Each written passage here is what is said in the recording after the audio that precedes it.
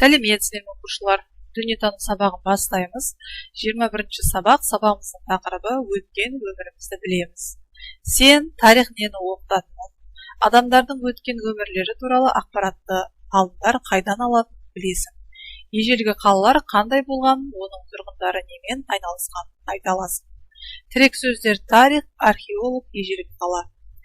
Ақмарал: балалар, өткен, бүгінгі және болашақ өмір дегенді қалай түсінесіздер?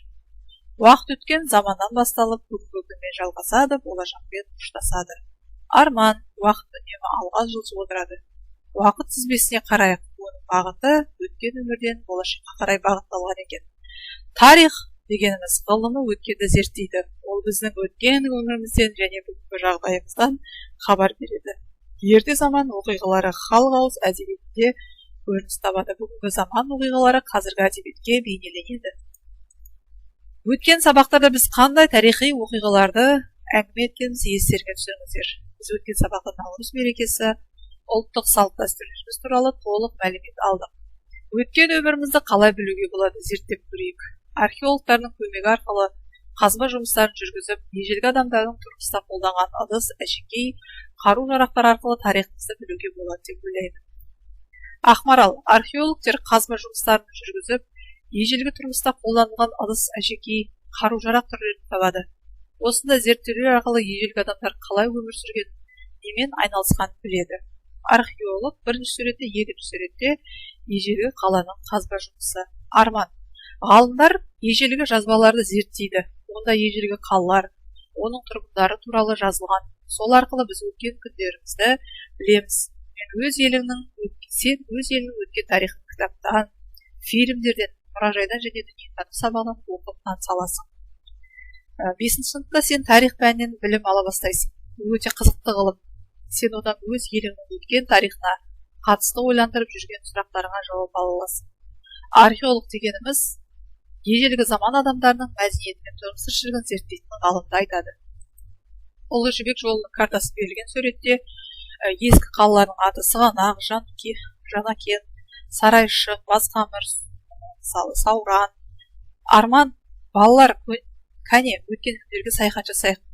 Ерте Қазақстан жерінен ұлы жібек жолы өткен екен. Сауда керуендері сол жолмен жібек мата, түрлі тауарлар тасымалдаған. Оның бойында әдемі қалалар пайда болған екен.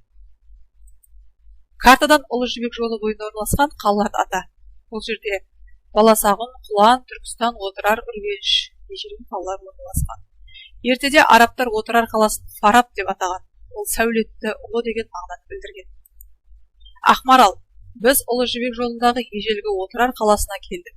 Қаланың сырты биік дуалмен ғана қоршалған. Қала тұрғындары оны жаулардан қорғау үшін соққан екен. Қалаға оның түнде жабық тұратын. Қала тұрғындары оны жаулардан қорғау үшін соққан. Қалаға оның түнде жабық тұратын үлкен қақпасы арқылы ғана кіретін болған екен. Суретте берілген беделді тұрғындардың үйі, шығыс базары, шеберханалар, дуал, қақпасы берілген ежелгі қала. Үлкен қақпадан қалаға кірдік. Оның тар көшелер арқылы жүрдік. Қаланың ішінде билеушінің өз сарайы бар. Жанында беделді адамдардың үйлері орналасқан. Шет жақтарында саудагерлер, қолөнершілер тұрады. Шеберханаларда олар әртүрлі бұйымдар, құмыра, ыдыс-аяқ, балта, пышақ, әшекейлер мен қару-жарақтар жасайды. Шеберхана маңында шығыс базары бар. Сол базардан маңындадымыз. Суретте не бейнеленген? Базарда саудагерлер не сатып жатыр? Шығыс базары берілген, үлкен шығыс базар жәрмеңкесі бейнеленген. Мұнда қыштан жасалған тұрмыстық ыдыс-аяқтар мен құмыралар сатылымда. Азық-түлік жәрмеңкесі де ұйымдастырылған. Не себепті ірі қалалар ұлы жібек жолы өтетін жолдарда пайда болған? Оларды 70-ші беттегі картадан тап. Ұлы жібек жолында Құлан, Созақ, Сауран, Қойлақ жолдары пайда болды. Ежелгі қалаға экскурсия жаса, қаланың келбеті қандай, онда кімдер тұрады, шеберлер қандай нәрселер жасады. Ежелгі қала өте ерекше, тастан қорған жасалған үйлер, базарлар бар. Бай бағландар базарда түйемен жүріп сауда жасаған.